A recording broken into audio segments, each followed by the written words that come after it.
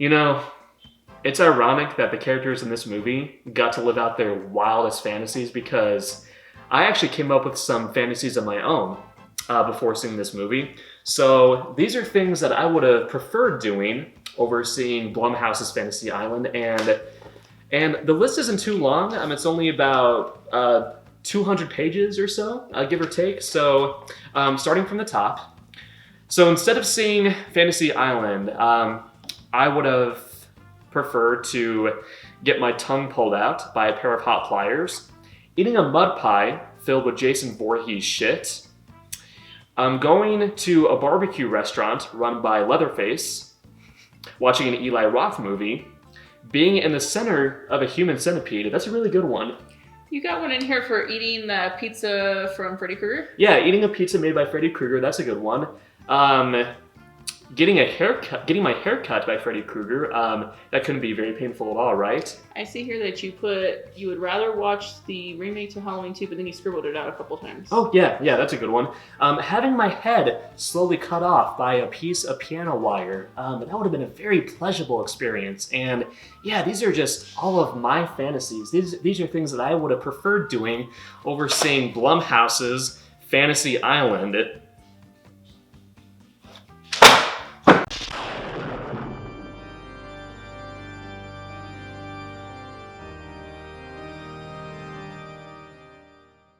I'm going to just give her the silent treatment throughout this entire review. I'm actually going to shun her because, let me just say this, I had little to no interest in seeing Fantasy Island. We got the trailer for this movie before, every other movie we had seen this year. We got a trailer before The Grudge, we got a trailer before The Turning, and, I must say, I thought it looked terrible right off the bat. Fantasy Island is an adaptation of a very popular TV series from the 70s and the 80s, starring Ricardo Montalban, and I certainly didn't watch it growing up. My parents did, but from the brief glimpses that I saw, it was a lighthearted, fun series.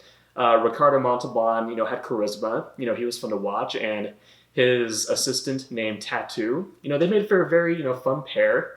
But Blumhouse came along and said to themselves, you know what? We should take that beloved TV series made for families, and we should put our own horror take on it, because that's what modern audiences want, god damn it. And we should get Michael Pena, who starred in both Ant-Man movies. And End of Watch. And End of Watch. He was the comedic relief in the Ant-Man movies. And, like I said, I just had no interest in seeing this movie. So, Kim, I'll let you start with your initial thoughts. What did you think of Blumhouse's magnum opus, Fantasy Island? Well, unlike you, I was actually really looking forward to seeing this because the trailer made it look very interesting. Mm-hmm. I mean, you have these, four people? I wasn't counting people, 4 or 5 people, mm-hmm. who go to this island, who are trying to play out their wildest fantasies. And the fact that they were going to make a twist on it as a horror film mm-hmm. made it even more interesting. It was definitely the opposite. Mm-hmm. Going in and watching this. I describe this movie as a disappointment, but it's not a disappointment in the way that you may think, because I thought this movie was going to be terrible, but I thought it was going to be, at the very least, an enjoyably entertaining bad horror film. At least it's something fun to watch. Yeah, it might not have been like the classic horror, but it'd be something that you can just say, this is just something fun. But the marketing for this movie was very, very misleading, because the horror elements in this movie are very slight. They're very minimal. I didn't get any kind of horror feeling to this movie at all. Like there were scenes in there, I'm just sitting there going, this is a horror film. I should be, cringing on my seat, what's going to happen next? But literally it was just making me emotional. And I'm like, this is more of a romance or a drama. Yeah, it did not give me that, mm-hmm. horror-like feeling that I should have had going into this movie. It was incredibly dull, and at times it felt like we were watching a Z-grade soap opera where you have all of these characters who are going through some stupid drama that we don't give a shit about. The dilemmas in this movie are just so uninteresting and uninvolving, and, I just have to say that this could have been another Bye Bye Man. Remember Bye Bye Man? A movie that was just so enjoyable to watch because of how incompetent it was. that's what I thought this movie would be. But this is from the director of Truth or Dare, another Blumhouse classic. Jeff Wadlow wrote and directed this movie. And, I just have to say, the way he wrote this movie, the script was utterly confusing. It was very convoluted. Yeah, no, I definitely agree. There's times I'm sitting there going, okay, how did you come up? And then they answered some of it, but then it was like a lot of it still had some missing holes to it where it was like, how did you get that? Like, I don't know. I was very confused leaving the theater. Yeah, it was a very messy screenplay. Like, the majority of the plot made absolutely no sense. It was only in the final moments where things started to come together. But even then, at least got a little bit interesting towards that last, maybe 20 minutes. It did get a little bit interesting, and then it kind of slowly started not to. Yeah, it definitely lost us by the end. And, it has that typical horror movie setup where we're introduced to this, group of attractive people, and they're almost like stereotypes in and of themselves. You have the good-looking, bitchy girl who's there for a good time.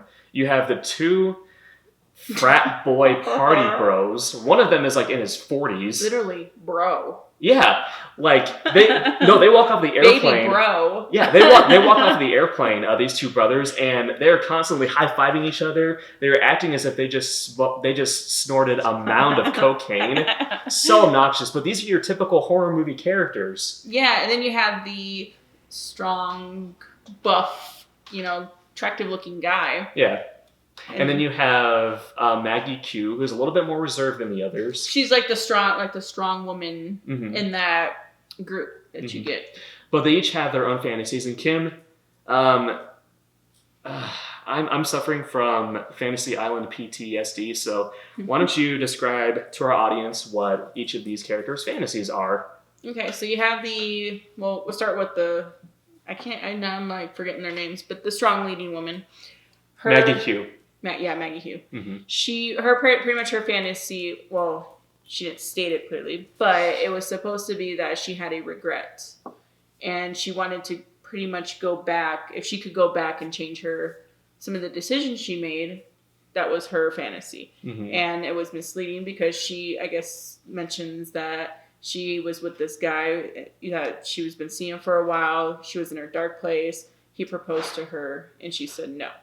So she wanted to go back and pretty much, be able to say yes to him, and then also get the fantasy of having that little girl that she's always wanted. So that was her fantasy. And then you have the attractive young girl, Lucy Hale. The lead from Truth or Dare. Oh yeah, that's Truth or Dare alumni. Yeah.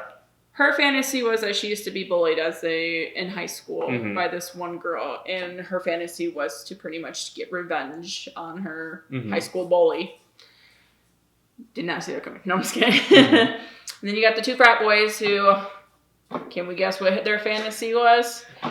Wild parties, chicks. And, they want to be ballers. Yeah, pretty much. Rich, partying all night, all day. Sleeping with models.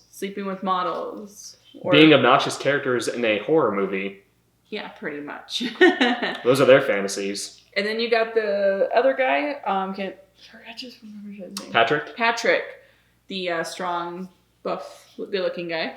His fantasy was that he wished that he would have enlisted into the army because his father was, and his father died in the army. And they're all brought to this island where they can supposedly live out their wildest fantasies, and we're introduced to Michael Pena's character. Michael Pena plays Mr. Rourke, who was originally Ricardo Montalban in the original series. It's going to be a glorious day. Would you permit it to be another way? And, putting Michael Pena in a horror movie, I'm sorry, like, he's a very gifted actor, but whenever I see him, I just think of Luis and Ant-Man. I just think of him recapping, the entire plot of Ant-Man and garnering some laughs. He does not have an intimidating presence whatsoever. Yeah, because there's my scene. Yours is Ant-Man. Mine is I'm thinking of him as the police officer in End of Watch. Yeah. Even though he was actually funny in that one too. But yes, and before we go into more detail, I just have to say there's a sequence early on that annoyed the hell out of me, and I'll explain why. Okay. So there's a moment where Patrick, the military guy, I'm sorry, the military wannabe, and Lucy Hale's character, they're talking to each other. Oh gosh, And I think I know what you're talking about too. it's not, what they're talking about is fine. They're just explaining, who they are, what their backstories are. But here's what annoyed me: this scene contains some of the most jarring continuity errors I've seen in a long time. Because I was watching the placement of Lucy Hale's hands, like she's holding a drink, and in almost every other shot, her hands are in a completely different position. Like one shot, she'll have her hand up in the air, and the next shot, it'll be down by her side. And it just kept switching. Yeah. It just kept jumping around, like in each shot. And it was just mind-blowing how lazy the editing in this sequence was. Like, how did you not see that? Right? Oh, my. Yeah. But, they each get to live out their fantasy. Lucy Hale goes down to this very dimly lit torture room where Portia Doubleday is tied to a chair. And, Lucy Hale gets to torture her. She electrocutes her. She summons this big, brawny butcher who proceeds to, cut her arm off with a razor. Yeah. And then she was able to also, how'd that go? Mm-hmm. Oh, it pulled up her video. I guess she had a video where she was cheating on her husband with some guy. So she's having sexual intercourse with. Mm-hmm. And she pretty much was able to hack into her Facebook and post this video for her husband to see. Her husband happens to be on Facebook at the exact same moment she posts that video. Yeah, right. How convenient. I know. But, initially she thinks it's all hologram. She thinks it's staged, which of course it's not. It takes her a while. She's like, wow, this is a really, really good hologram. This is amazing. Yeah. It's so stupid. And, we see, each of these characters, living out their fantasies. Maggie Q gets proposed to by her husband. She gets to relive that moment that she pretty much regretted. Mm-hmm. Patrick, goes out into the jungle where he meets up with his father who died while serving in Venezuela. Mm-hmm. And the two party boys get attacked by this gang of drug dealers who look as if they're about to purge. Like they're getting ready for purge night. They have their rifles, they have their masks. They look as if they're about to purge. But okay, I just have to say, taking an old TV series like Fantasy Island and putting a horror spin on it, like I said, it's not a terrible idea, but I think it could have made a good drama if they would have put a little bit more to it, but not so much for a horror movie. But it's also weird. It would be like taking the A-Team, the original A-Team, and modernizing it, and having the A-Team go up against hordes of zombies or something. Yeah. Well, actually that may not be too bad. I actually kind of want to see that now.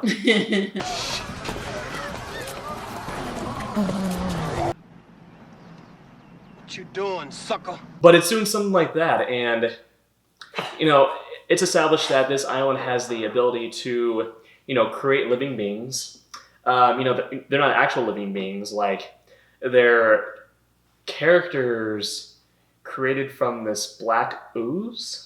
I didn't entirely understand it. No, I didn't either. I was confused. Like whenever somebody was getting shot down, you just saw these black ooze coming out of their eyeballs or just out of them. It was just, I don't know, that kind of confused me too. But it raises some questions because, okay, so if you get to live out your fantasy on this island, if it involves people, the people won't be real.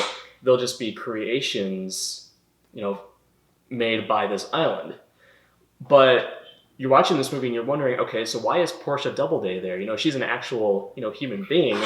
If Lucy Hale's fantasy was to get revenge on her school bully, wouldn't the bully just be another creation by the island? Like, why did they bring her there for real? Yeah. So that's a question that you're asking yourself. And the thing is that you get distracted by all these questions that you can't focus on what's happening because at the moment none of it makes sense. Yeah, no, that's exactly how I was thinking it. Because you have Patrick who meets up with his father who's been dead for years. Mm-hmm. So you're like, okay, how did they bring him if you, like you said, had Portia Day was already there, or I forgot her name again. Maggie Q. Maggie Q's ex-boyfriend, and they're daughter. It's like everything else was just this, like you said, this ooze, but she was actually there. And you're wondering, like, are these the actual people, or are these, creations? Mm-hmm.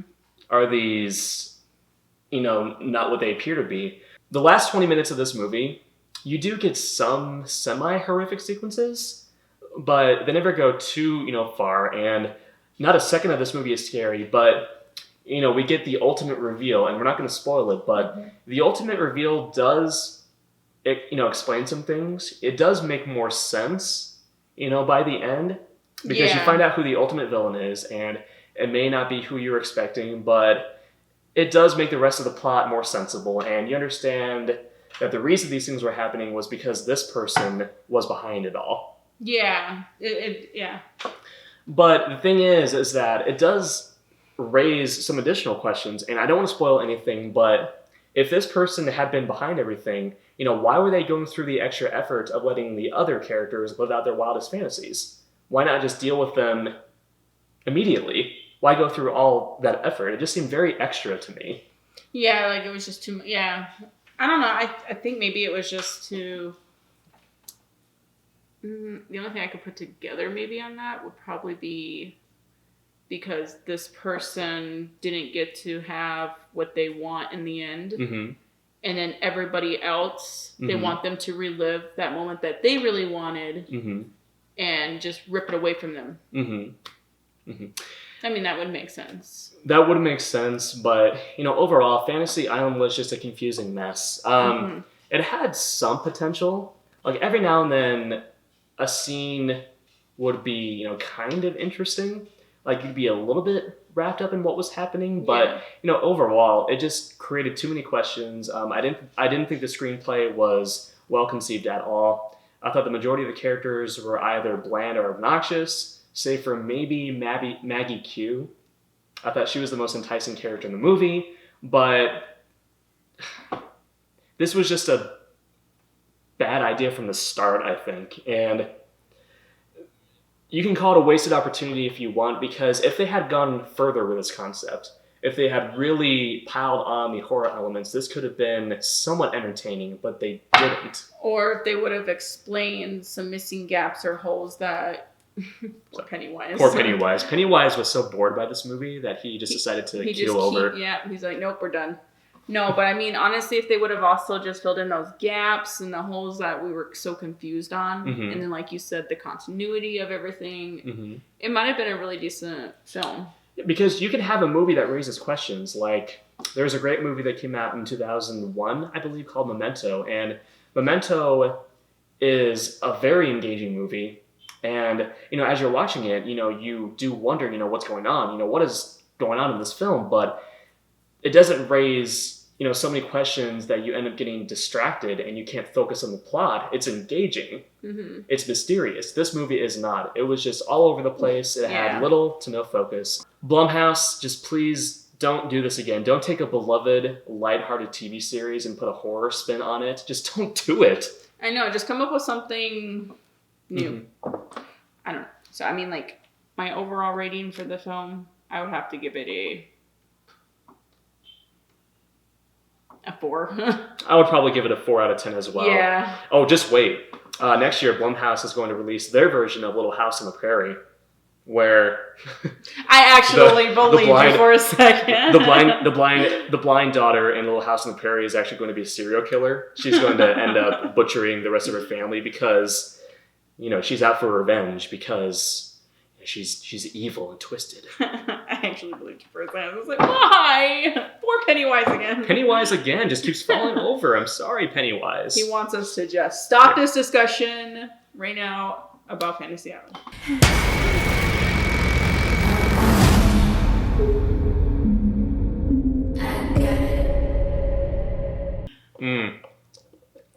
Sorry, I was thirsty. I was drinking the tears of horror fans all over the world because 2020 has just been it's not been a very good cinematic experience so far. We've had one decent horror movie, and that was Gretel and Hansel.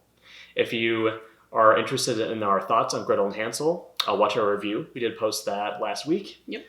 No, week before. The week before, that's right. Yes. But guys, thank you so much for joining us in our review of Fantasy Island.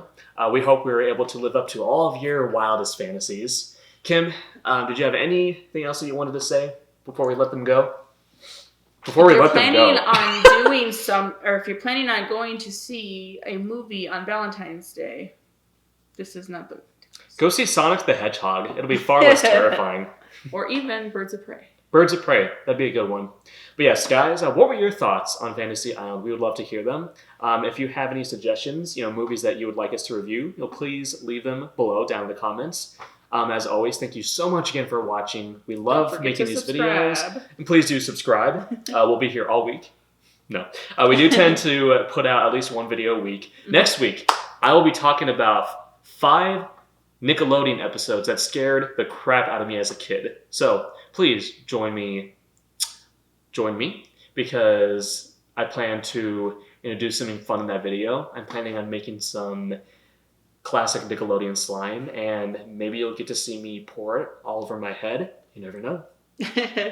Stay tuned. But yes, thank you again, guys. Have a scary day, boils and ghouls, and again, may all of your wildest fantasies come true. Happy Valentine's Day, everyone. Happy Valentine's Day. Stay spooky. Bye. Pennywise senses love.